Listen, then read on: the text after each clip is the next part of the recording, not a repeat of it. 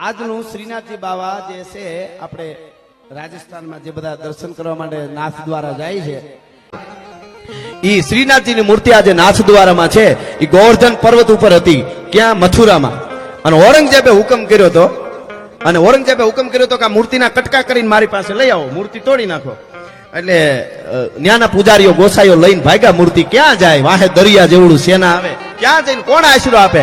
ઈ ભાગતા ભાગતા ભાગતા ભાગતા મેવાડમાં રાણા રાજસિંહ ની પાસે આવ્યા અને કીધું કે ये कृष्ण की मूर्ति टूट जाएगी तो हम कोई जिएंगे नहीं, हम मर जाएंगे. પૂજારીઓ કીધું કે ધર્મ નો બચે તો એથી વધારે કઈ છે જ નહીં, અમે મરી જાશું, અમે શું કરીએ, અમને કોઈ આશરો નહીં આપે, તમે મૂર્તિને બચાવી લેશો.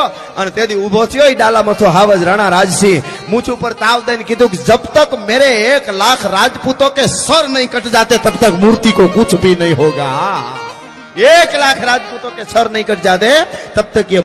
પણ આજ કોઈ નાથ દ્વારા જાય શ્રીનાથજીના દર્શન કરવા તો ડાલા મઠો રાજપૂત દુર્ગાદાસ રાઠોડ આ બાજુ ઉભો હોવો જોઈએ, મૂર્તિઓ મોટા મ્યુઝિયમ હોવું જોઈએ, અને આ બાજુ રાણા રાજસિંહની મૂર્તિ હોવી જોઈએ. ત્યાં લખેલું હોવું જોઈએ કે તમે જે શ્રીનાથજી અખિલ બ્રહ્માંડના માલિકના દર્શન કરવા જાવ છો એના માટે આ બે ડાલા મથા રાજપૂતોના 50,000 કપાઈ ગયા છે, ત્યારે આ મૂર્તિ બચી છે. એ હોવું જોઈએ.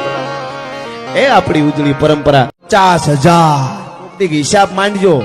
50,000 જે કૃષ્ણની મૂર્તિ માટે કપાઈ ગયા છે મામા, એનો નાથ દ્વારામાં રાણા રાજસિંહ કે દુર્ગાદાસનો નાનો એવો ફોટો નથી, એટલે અમને દુઃખ થાય છે. ભલા માણસ, આ કાંઈ નાની વાત નથી. હા, મારા ઘટમાં બિરાજતા શ્રીનાથજી જમુનાજી. બહુ સરસ, તમને ભક્તોને વંદન. પણ જેના ઘટમાં બિરાજ્યા હતા ને એ 50,000 કપાઈ ગયા, એના ઘટમાં બિરાજતા હતા. અમારે બીજું કાંઈ નથી.